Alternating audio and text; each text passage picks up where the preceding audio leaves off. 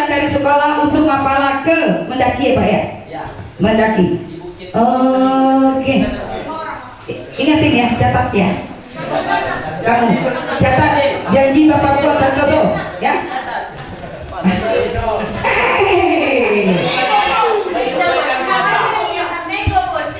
Oke. Hanya Tuhan lah yang tahu.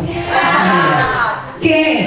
Tadi dari Lanal udah, Dinas Kesehatan sudah, SOP udah, dari Bunda Putu Lampu banyak, dan dari Toko Pemuda udah. Sekarang kita mau dengar bagaimana sih dan apa sih dan temanya apa sih yang akan dilontarkan oleh Bapak Kasat Narkoba kita. Setuju? Setuju. Oke, kita persilakan Bapak kita, Pak Mardimel, mulai dari kesehatan, penangkapan, kesehatan, masa depan, dan apa jaminannya bagi kami yang sudah bersih atau keluar dari sel, bisakah kami menjadi manusia lagi? Apakah bimbingannya dari Bapak? Oke, siap? Siap. Lanjut Pak Mardimel. Assalamualaikum warahmatullahi wabarakatuh. Waalaikumsalam warahmatullahi wabarakatuh. Allahumma ahimna mursyida umurina wa isna min surur anfusina wa min syai'ati amalina ma yahdihillahu fala mudhillalah wa may yudhlil fala hadiyalah. Baik yang kami hormati Bapak Kepala Sekolah ya Bu, Bapak Sekolah dari STK Pelayaran, Ketua DPR Sultan, tokoh pemuda Adinda kita yang energi, kita doakan semoga menjadi anggota dewan, ya kan? Amin. Amin. Ini energi punya visioner orangnya, ya kan? Kemudian rekan ya, kita seumuran ya, ibarat ya. Ini abangda kita dari ketua dari Syah Bandar. KSOP Pak, terkait sama KSOP. KSOP ini dulu sama Bapak, sama kayak kantor Bapak, sama kepala KSOP. Biasa saya ngopi terus di atas waktu saya jadi Kanjeng Krinsus, sama beliau luar biasa. Ya bisa, insya Allah kalau abang kasih kita pintu, kita silaturahmi panjang umur Pak.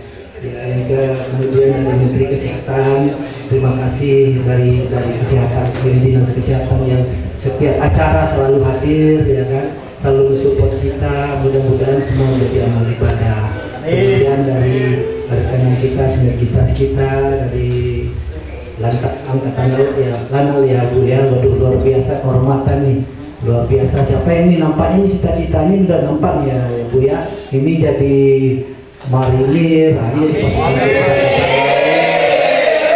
itu jadi Kapolri saya lihat, itu jadi gubernur, nampak. Ini yang perempuan jadi Menteri Keuangan, ada nampak. Jadi adik-adik. Bapak kita ini walaupun dia dari kepolisian, ada lihat nggak tampilan kepolisian dia? Siap tidak kan? Besar. Karena Bapak ini dia tidak bisa melihatkan jati diri kepolisian, tapi dia bisa jadi imam. Dia tukang ulama, bukan tukang. Masya Allah benar, aduh Masya Allah. Soal agama Masya Allah. Sudah itu dia pengacara juga. Tanyakan semuanya, ya. Jadi adik-adik Bapak, selamat pagi. Baik. Jadi Bapak, mungkin biar kenal ya Bapak, namanya Pak Mardiwe. Biarkan mengapa Bapak di sini dengan adik-adik sekalian.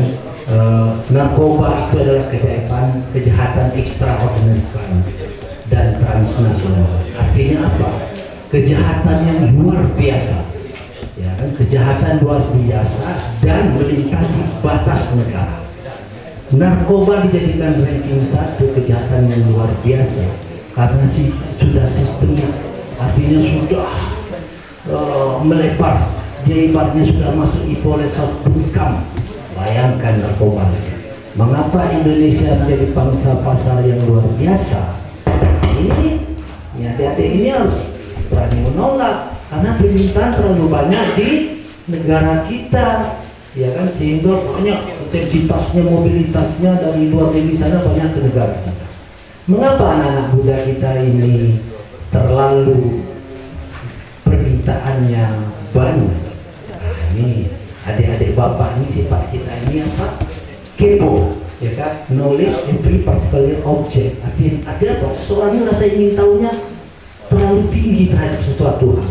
Nah, tapi kalau untuk pelajaran bagus, ya kan? Pingin matematika, fisika, pingin coba keterampilan, pingin coba ke jasmani atau segala macam olahraga boleh, tetapi terhadap narkoba jangan. Nah, kalau dikasih sedikit mau banyak, ya kan? Nah, dikasih banyak mau terus menerus, ya.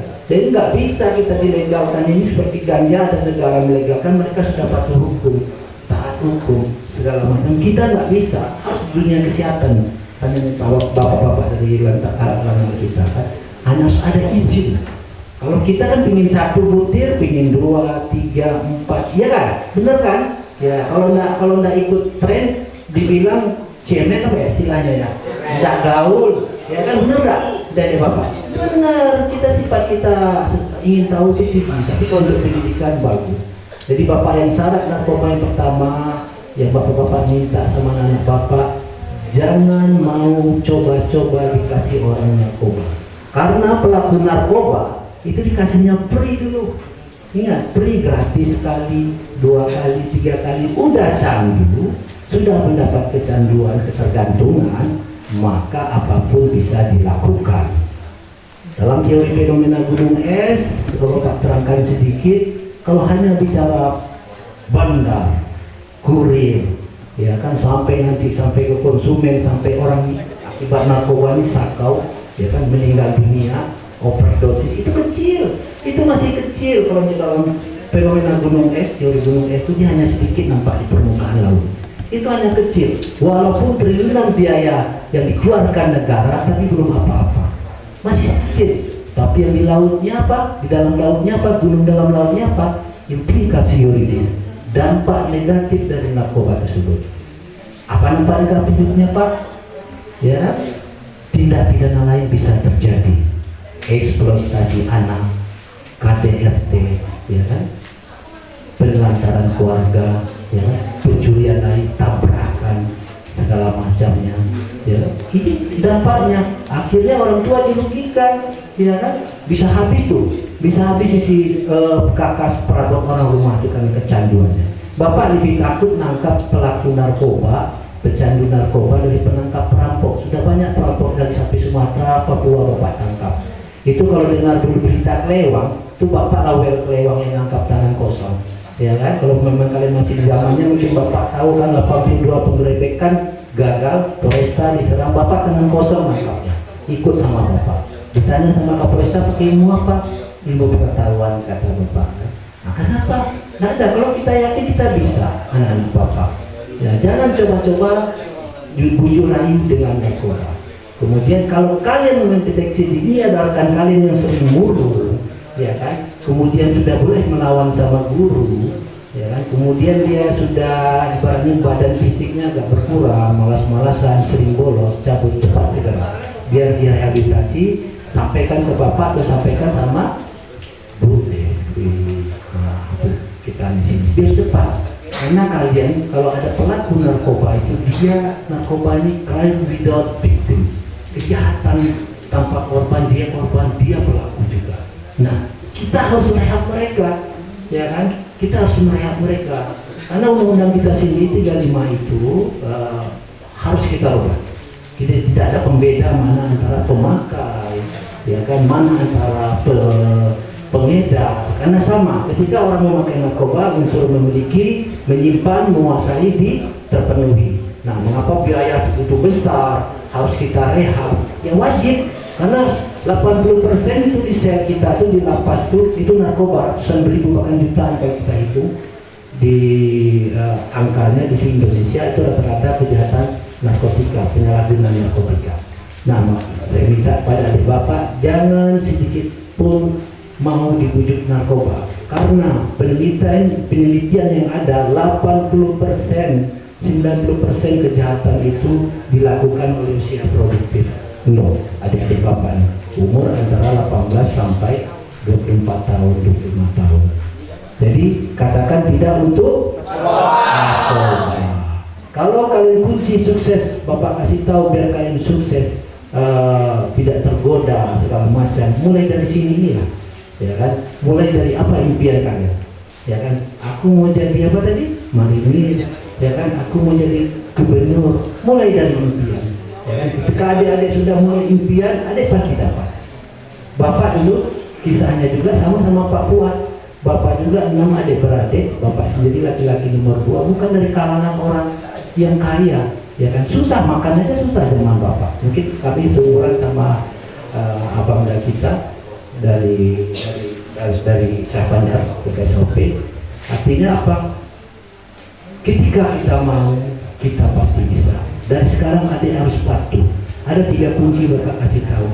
Biar kalian sukses, apapun kalian mau, anak susah kalian, mau bapak kalian keluar memerat lagi atau bos ke ataupun orang tukang sayur, bapak mengalami. Ya kan, bapak tak ada cita-cita jadi polisi, ya kan, bapak jualan di kaki 5 adik beradik. Hanya bapak laki-laki yang harus membesarkan adik-adik bapak. Tak terpikir bapak sekarang ini sudah menyelesaikan doktoral bapak di Unpad Surabaya. Nggak terpikir bapak juga satu-satunya polisi 2010 yang lulus pengacara di Riau PKPA. Ya kan, semua dari filosofi mimpi itu benar. Ya kan, dulu pernah rekanan bapak orang Cina nomor 5 terkaya di Medan punya pabrik baja. Bapak ke kamar dia, itu ada motor GP katanya kan. Pak Wel, abang dah, saya pasti sebulan dapat motor GP ini. Paling lama, tak sampai seminggu dia dapat motor GP. Mulai dari impian. Begitu juga kita, kalian mau impian jadi marinir, mau jadi kesah bandaran, SOP, mau jadi bea cukai, mau jadi polisi, mau jadi seorang anggota dewan seperti Pak Fuad, bisa mulai dari mimpi. Silakan bermimpi, ya kan? Sesuatu mulai dari mimpi, karena apa yang kita lakukan itu pasti tercapai. Bapak mengalami, mana terpikir bapak jadi polisi, badan kurus kecil, tapi ketika orang tua masuklah polisina, masuk polisina, tiap hari ngomong, bapak tanya sama ulama, gimana? Kalau saya nggak ada niat masuk polisi, saya enak jual nasi goreng di pasar Rumbai, pasar pusat sana. Kami yang anak pasar jadi polisi kelima-limanya, ada yang tukang potong daging, ada jadi guide, ada jadi polisi semua, alhamdulillah. Jadi perwira kelima-limanya, satu yang belum jadi perwira, yang satu udah jadi direktur narkoba di Aceh. Kami di masyarakat kayak anak pasar. Padahal kami SMA favorit, SMA 1 pulang jalan kaki, pergi jalan kaki. Artinya apa? Kemauan kalian tanamkan dari sekarang. Ketika kalian mau, kalian pasti bisa. Konsep hidup yang 3 yang Bapak terangkan, yang pertama, kalau mau sukses kalian taat kepada orang tua. Ada yang melawan sama orang tuanya enggak? Ingat, doa orang tua itu yang mujibat doa, ya kan? Tak ada batasnya untuk dikabulkan sama Allah. Ya kan? Kalau kalian sudah melarang mendongkol, bagaimana mau capai cita-cita kalian? Yang ketiga, kalian taat kepada guru, dosen, ya kan?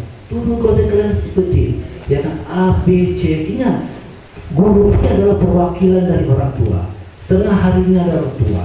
Dia mempunyai visi bahwa dia adalah perwakilan orang tua di sekolah. Ya kan? Fungsi dan peran guru ini, dia harus juga salah satunya Pak, dia harus mengikuti perkembangan teknologi Pak, ya kan? Cara guru yang cerdas, dia harus ikut perkembangan teknologi luar biasa. Dan guru ini adalah seluruh di muka bumi ini, manusia di muka bumi ini, yang paling mulia adalah manusia, dan yang paling mulia lagi kata Rasul adalah guru. Masya Allah, guru luar biasa di pahalanya. Tepuk tangan untuk bapak-bapak kita guru kita. Dan kita itu diutus adalah sebagai guru. Nah gini, ada anak bapak sekalian, mulai sekarang kalian hindari, jangan coba-coba narkoba. Narkoba ini ngeri. Bapak nangkap pelaku narkoba, adik beradik berdua di Borgol, ditahan sama 6 anggota bapak yang kuat-kuat. Itu lepas mental 6 anggota bapak. Malah dia Borgol adiknya ditariknya, itu bisa jahit 6 di UGD, itu hampir mati adik. Artinya apa? Bahaya narkoba ini. Ya kan, luar biasa, kejahatan yang luar biasa. Saking luar biasanya, itu kalau dia kecanduan di sel bapak itu mau roboh tuh sel anak muda yang di taman. Saking menahan candunya. Ingat, narkoba seperti sabu-sabu itu masih ada 5 tahun di dalam darah kalian. Bayangkan dampaknya kan, merusak organ-organ tubuh kita ya Bu, luar biasa. Nggak ada baiknya. Karena sifat kita ingin tahu orang Indonesia. Coba kita nggak ada mau pakai lagi. Kan? Mengapa Bapak Kapolri menekankan tahun 2021 itu ada namanya program Kampung Tangguh anti narkoba itu Bapak buat di Laksamana itu Kampung Tangguh anti narkoba. Kita perlombakan tingkat nasional Kementerian Pan RB kategori umum.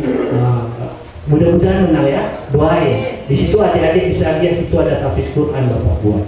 Di situ ada nanti UMKM, ada kesehatannya, ada MCK-nya, ada foto-fotonya. Kalau mau kalian foto-foto itu, bakau itu Bapak sulap menjadi untuk tempat rekreasi. Ya kan nanti kita ada pentas seninya, ya kan.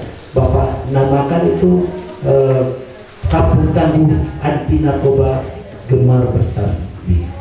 Gerakan masyarakat anti narkoba, ya kan, beriman, kreatif, asli, bersih, inovatif dan harmonis. Nah, mudah-mudahan juara ya.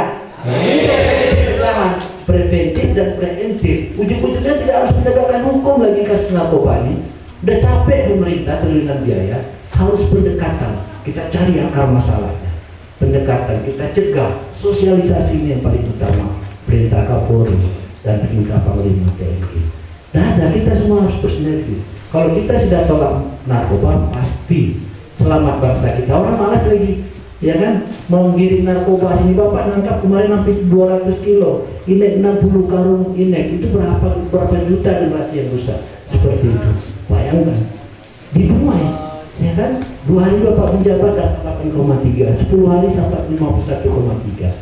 Berapa? Kita ini jadi mindset Dumai ini sarangnya narkoba, bukan, Bapak bilang bukan sarang. Kita ini bagus-bagus hebat-hebatnya ini calon-calon pemimpin, karena kita ini berbatasan dengan negara sebelah. Kalau di luar kita bilang Dumai sarang narkoba, kadang kita lintasan, kadang itu Bengkalis lupa nggak tahu tuh orang sampai Papua, dia tahunya Dumai. Kita lintasan. Dan anak-anak Bapak penelitian Bapak itu di Kampung Dalam 3 tahun Bapak di dinas di sana itu berprestasi semua. Iya, juara umum MTQ, ya kan, juara berprestasi di kampus dan sekolah, juara KB tingkat nasional, begitu juga seperti ini. Tapi apa dampaknya? Implikasi yuridisnya, apa dampak negatifnya? Mereka tidak diterima di instansi pemerintah swasta. Pelanggaran HAM bukan? Pelanggaran HAM. Nah, ini yang harus kita pikirkan. Kita yang bersama ini korban narkotika, bukan rekan kalian juga, korban narkoba, korban penyalahgunaan narkoba. Mengapa bilang korban? Kalau sudah pelaku narkoba, contoh dia mengendarai kendaraan, kalau sudah hilang kesadaran dia tabrak beruntun, berapa orang korban meninggal dunia? Banyak kasus terjadi di kepolisian seperti itu. Gara-gara apa? Gara-gara pecandu narkoba. Jadi kita ini korban, kita nggak bisa tutup mata. Kita wajib mencegah, melalui pencegahan preventif dan preemptif, pendekatan. Gencarkan sosialisasi. Penegakan ujung-ujung penegak hukum tidaklah itu ultimum remedium terakhir. Nggak ada gunanya itu, ya kan, hanya 0,1%. Inilah yang utama.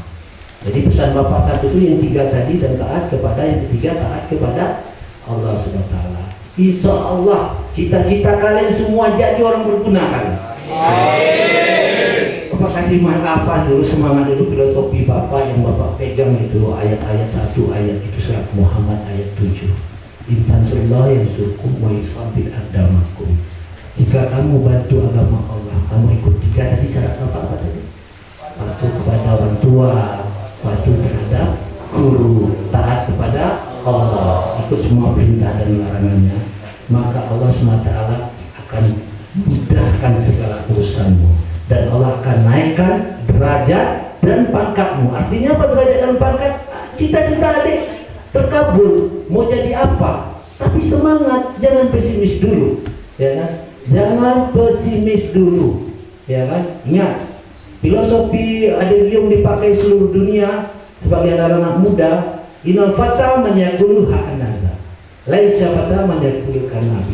Anak muda yang sejati itu anak muda yang mengatakan inilah aku bisa sukses di tanganku, cita-citaku akan berhasil. Bukan anak muda yang mengatakan bapakku begini, bapakku hanya seorang kuli tani, bapakku seorang konglomerat. Bukan, tunjukkan kalian bisa. Ketika kalian mau, kalian pasti bisa. Bapak tak terpikir jadi polisi. Polisi Bapak, polisi terbaik, Terangkinas yang terbaik. Di Makayasa istilahnya. Dapat terbaik. Perwira Bapak 800 ikut. Perwira 20 yang terima Bapak ranking 1 Serial. Nggak ada terpikir, sedikit bapak dosen lulus juga pengacara. Nggak ada terpikir, Allah tambah. Ingat tadi pesannya, Allah akan tambah lagi dan lagi. Mintalah sebanyak-banyaknya kepadaku, pasti kukabulkan. Sekarang kita yang sombong, kita atau Allah? Kalau habis sholat saya lihatnya habis amin amin cabut enggak? Ya kan? Bener enggak? Hanya sebentar berdoa, minta sebanyak-banyaknya kukabulkan. Ya kan? Saking penyayangnya. Agak 100 permintaan, agak 3 nggak dikabulkan. Itulah pengasih dan penyayangan Allah. Jadi semangat adik-adik, pertama pesan bapak tadi, jangan kenal dengan coba-coba narkoba. Nah, ingat pesan bapak ya. Bu, kalau panjang-panjang nanti pendingin marah, nanti tekan saya sebelahnya. Sekarang siapa mau bertanya tentang narkoba, silakan selagi bapak sini. Maaf bapak. Pak, saya mau bertanya, apakah ada perlindungan apabila kita melihat orang lain menggunakan narkoba? Kalau melapor, adakah perlindungan kalau kami melapor, Pak? Perlindungan terhadap pelapor sangat dirahasiakan. Itu dalam Undang-Undang 35 2009 di pasal 101 yang diterangkan secara rinci. Bahkan kalau kami tak melindungi kalian, kami bisa diancam 5 tahun penjara. Bayangkan. Dan kita punya teknik taktik, berikan informasi sebanyak-banyaknya sama kami, sama masyarakat, tokoh pemuda, sama rekan kita dari TNI. Sampaikan, pasti dirahasiakan. Kita banyak aplikasi kita yang secara online. Nanti kita cemarkan yang DD, aplikasi kita dari Polda, apa semua secara online. Silakan sampaikan, rahasia terjamin. Narkoba itu tanggung jawab kita. Kalian tidak akan bocor, percaya. Kita ada teknik dan taktik, ada deteksi gerak, deteksi kata, tidak akan bocor. Ada sasaran teknik-teknik kita yang akan menyelamatkan, dan undang-undang menjamin.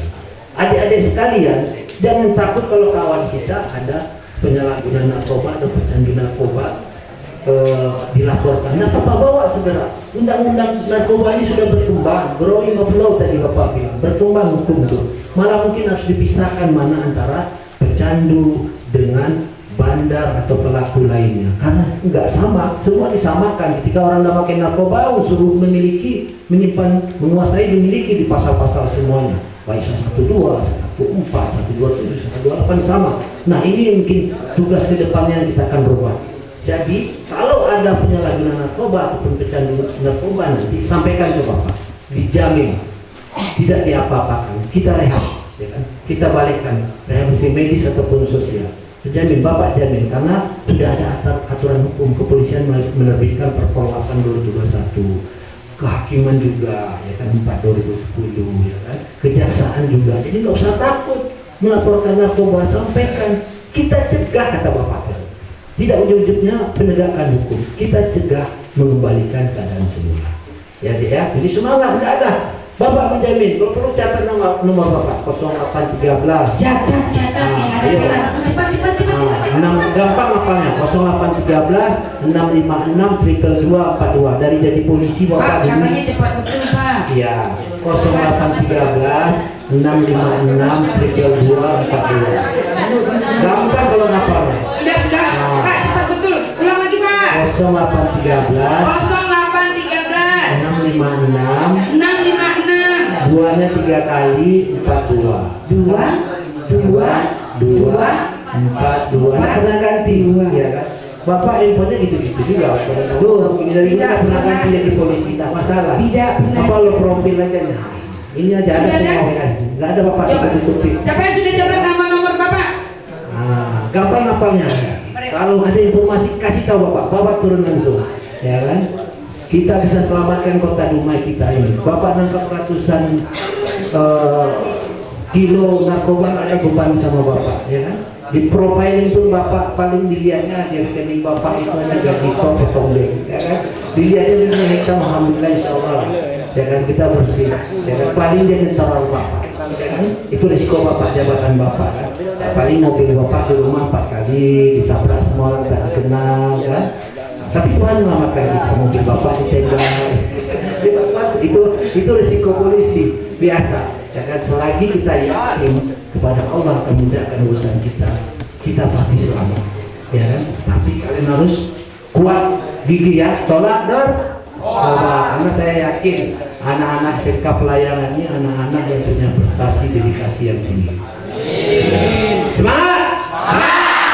Semangat! Ayo ada pertanyaan lain? Ini Bapak nanti lama-lama nanti habis juga waktu dari dedikasi juga Bapak. Ngantuk. Siapa kita?